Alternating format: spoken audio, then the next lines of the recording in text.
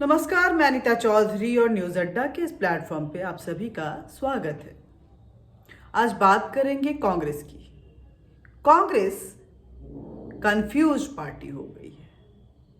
कांग्रेस में बगावतों की दौर चल पड़ी है। कांग्रेस में अपने ही लीडर को लेकर के कोई रिस्पेक्ट नहीं रह गया है। छोटे लीडर, जो छोटे नेता हैं, यूथ नेता हैं, श्रीनिवासन टाइप के, वो बड़े नेता गुलाम नबी आज़ाद और कपिल सिब्बल जैसे बड़े नेताओं को कुछ भी नहीं समझते। उनकी हर टिप्पणी पे उनका एक ट्वीट आता है जिसको वो बताते हैं कि हमें ऐसे नेताओं की ज़रूरत नहीं है। अब जब ये नए नवेले नेता पुराने नेताओं को इस तरह से अपमान कर रहे हैं, उनको अपमानित कर रहे हैं, तो जाहिर सी बात है कि बगावत तो होगी ही। और इसी को देखते हुए हमने देखा पिछले कुछ दिनों से कुछ 23 कांग्रेस के सीनियर लीडर्स का एक ग्रुप बन चुका है जिसको G23 नाम दिया गया है। और ये G23 गाहे बेगाहे कांग्रेस में आग लगाता रहता है। कभी लेटर बॉम्ब फोड़ता है, तो कभी बैठकों में नसीहत देता है, और कभी अलग से एक मीटिंग जम्मू कश्मीर में करता है और बताता है कि कांग्रेस कमजोर हो रही है और हम यहाँ एकजुट हुए हैं, हम यहाँ पे एक मंच पे आए हैं कांग्रेस को मजबूत बनाने के लिए। कांग्रेस एक ऐसे दौर से गुजर रही है जहां राहुल गांधी, जो कि अघोषित प्रेसिडेंट हैं कांग्रेस के, भले ही कार्यवाहक के रूप में सोनिया गांधी उसके प्रेसिडेंट हैं, लेकिन जो चलती है पार्टी में वो राहुल गांधी की चलती है या उसके बाद प्रियंका गांधी की चलती है। सोनिया गांधी पीछे से रिंग मास्टर की तरह चाबुक चलाते रहती हैं और राजनीति के दांवपेच खेलते रहती हैं, लेकिन उनको पता नहीं है कि अब जो भारत की राजनीति हो गई है वो दांवपेच से ऊपर हो गई है। यहाँ खुले मैदान में खुली राजनीति की जाती है। ये पीछे वाली राजनीति आज के दौर की नहीं रह गई है। इसके दिन जो हैं वो लग चुके हैं। और ये जो उनके ही अपने नेता गाहे बेगाहे बगावत के रूप में खड़े होते हैं और ये बताते हैं कि हमें कोई ना बताए कि हम कौन हैं। हम राजनीति की जमीन तलाशते हुए एक सफर करके यहाँ पहुंचे थे, ऊपर से लॉन्च नहीं हुए थे। ये सीधे सीधे इशारा है आनंद शर्मा का सोनिया गांधी की तरफ कि हम कोई ऊपर से लॉन्च नहीं हुए थे, हम यूथ नेता रहे हैं, हम छात्र राजनीति किए हैं, तब कांग्रेस तक पहुंचे हैं। इसलिए अगर हमें कोई नसीहत देता है कि हम कांग्रेस के नेता नहीं हैं या कांग्रेस छोड़ दें, तो उसको ये बताने से पहले ये सोचना चाहिए कि यहाँ लॉन्चिंग पैड से कौन लॉन्च हुआ था और हटना किसको है।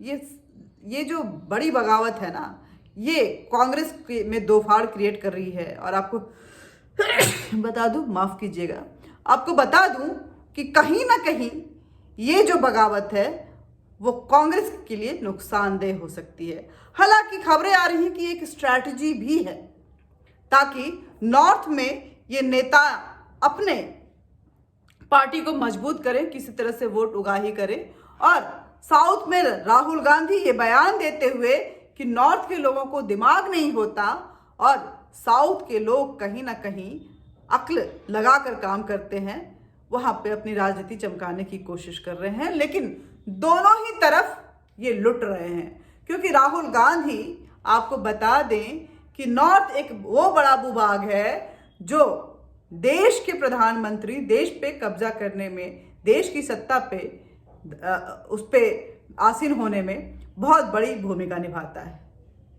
साउथ इस बात से खुश हो जाएगा और भ्रमित होकर आपको वोट दे देगा, क्योंकि उनको अकलवान कहा गया है। तो शायद कहीं ना कहीं आप गफलत में हैं, आप किसी गलत फहमी में पड़े हुए हैं। अब राहुल गांधी के ये बयान तो आते ही रहते हैं इस तरह के, कभी वो फैक्ट्री में आलू निकालते हैं, कभी नॉर्थ इंडियंस को दिमाग का वाला नहीं बताते हैं, कभी साउथ में जाके कुछ और बोलाते हैं, कभी किसी बात पे सवाल खड़े करते हैं और कभी बैठे बैठे ही हंगामा बरपा देते हैं, चीन के सपोर्ट में नजर आते हैं। लेकिन बात इस G23 की अगर करें, जिसमें कि कपिल सिब्बल हैं, गुलाम नबी आज़ाद हैं, आनंद शर्मा हैं, मनीष तिवारी हैं, भूपेंद्र सिंह हुड्डा हैं, विवेक तनखा हैं, वीरप्पा मोइली हैं, और नाम गिनाऊं तो इतने सीनियर लीडर्स, शशि थरूर हैं इसमें, इतने सीनियर लीडर्स इसमें हैं कि ये सोचने पे मजबूर कर दे रहा है कि अगर ये सीनियर लीडर हट जाते हैं तो आखिर कांग्रेस किन नेताओं की पार्टी बन के रह जाएगी।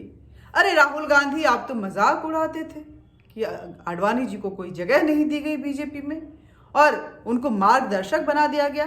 आपने तो इन्हें दर्शक के लायक भी नहीं छोड़ा, बिल्कुल ही ऐसे बैठा दिया कि इन्हें बार बार मीटिंग्स करनी पड़ रही हैं और एक मंच पे आना पड़ रहा है, बार बार ये बताना पड़ रहा है कि कांग्रेस दिशा भ्रमित हो गई है, दिग्भ्रमित हो गई है और हम उसे मजबूत करेंगे क्योंकि कांग्रेस बहुत कमजोर हो गई है, जनाधार खत्म हो गया है, कांग्रेस दूसरी विकल्प के रूप में पूरे देश की जनता को नजर नहीं आ रही है। ये क्या हो रहा है? और वो भी मंच पे भगवा रंग के साफा बांधे हुए। ये नेता भगवा रंग का साफा क्यों बांध रहे हैं? ये तो भगवा आतंकवाद की बात करते थे। इन नेताओं के मुंह से हिंदुओं को लेकर के, नॉर्थ इंडियंस को लेकर के, बहुसंख्यकों को लेकर के भगवा आतंकवाद जैसे शब्द निकलते थे। राम सेतु पे ये सवाल खड़े करते थे, भगवान राम के अस्तित्व को कटघरे में खड़ा करते हैं ये नेता। और आज कांग्रेस कमजोर नजर आ रही है और ये भगवा साफा बांधकर उसे मजबूत करने चले हैं। आखिर भगवे का सहारा क्यों लिया जा रहा है? राहुल गांधी जी, ये नेता भगवे का सहारा क्यों ले रहे हैं? सिर्फ ये नेता ही नहीं, प्रियंका गांधी भी अगर जा रही हैं तो भगवे रंग का चुन्नी पहनकर मंदिर प्रणाम कर रही हैं। आप मंदिरों में की दौड़ लगा रहे हैं और आपको हिंदुओं के बीच में ये बोलने में शर्म आता है कि हाँ, कांग्रेस पार्टी हिंदुओं की पार्टी है, जब वो आएगी तो हिंदुओं को संरक्षण देगी, उनके मान सम्मान का ख्याल रखेगी, उनकी सुरक्षा का ख्याल रखेगी, ये देश उनका है और रहेगा। ये बोलना आपको क्यों नहीं जचता है? क्यों आप पे भारी पड़ता है? क्यों आपके अंदर से ये शब्द नहीं फूटते हैं? बार बार हिंदुओं के खिलाफ आप भाषण देते हैं, उनके खिलाफ खड़े हुए नजर आते हैं और मंदिर की दौड़ लगाकर अपने आप को रुद्राक्षधारी, जनेऊधारी हिंदू बताते हैं। आज वही गुलाम नबी आजाद, जिन्हें लोग कहा करते थे कि ये तो कांग्रेस के गुलाम हैं, सोनिया गांधी के गुलाम हैं, आज वही गुलाम नबी आजाद सफोकेटेड महसूस कर रहे हैं और वो आजाद होना चाहते हैं। कपिल सिब्बल का कहना है कि हम गुलाम नबी आजाद को कांग्रेस से इस तरह से आजाद नहीं होने देंगे, उनके मान सम्मान का ख्याल पार्टी को रखना ही पड़ेगा। आखिर ये नेता क्यों एकजुट हो गए हैं और आपके खिलाफ अपनी आवाज बुलंद कर रहे हैं, वो भी भगवा पगड़ी का सहारा लेकर के? उनको बैसाखी के रूप में भगवा नजर आ रहा है। मंच पे देखेंगे तो हर एक कांग्रेस नेता भगवा पगड़ी पहना हुआ है और वो राष्ट्रवाद की बातें कर रहा है, वो कांग्रेस को कमजोर बता रहा है, तो कहीं ना कहीं कांग्रेस को राष्ट्र के खिलाफ भी बता रहा है। वो सोनिया गांधी को ऊपर से लॉन्च किया हुआ एक ऐसा नेता बोल रहा है कि जिसकी इस पार्टी में कोई जरूरत नहीं है। इशारों में वो बता रहे हैं कि ये लॉन्चिंग वाले नेता नहीं हैं, ये कोई पैराशूट इनकी लैंडिंग नहीं हुई है। और आप नॉर्थ और साउथ की बात में उलझे हुए हैं। आपको ये समझ नहीं आ रहा है कि दरवाजा आखिर किसका खटखटाया जाए, हिंदुओं का या मुसलमानों का? कांग्रेस हिंदू मुसलमान करते हुए ये समझ नहीं पाई कि एक बार भारतीय की बात करती, हिंदुस्तान की बात करती, राष्ट्रवाद की बात करती तो शायद इस एक पैर वाली बैसाखी का सहारा नहीं लेना पड़ता। लेकिन कांग्रेस, खासकर सोनिया कांग्रेस को ये समझ में नहीं आया। सोनिया कांग्रेस कन्वर्जन में कन्वर्जन में बिलीव करने लगी। सोनिया कांग्रेस हिंदू मुसलमान की तुष्टीकरण करने लगी। ये इस राजनीति में चलने लगी। सोनिया कांग्रेस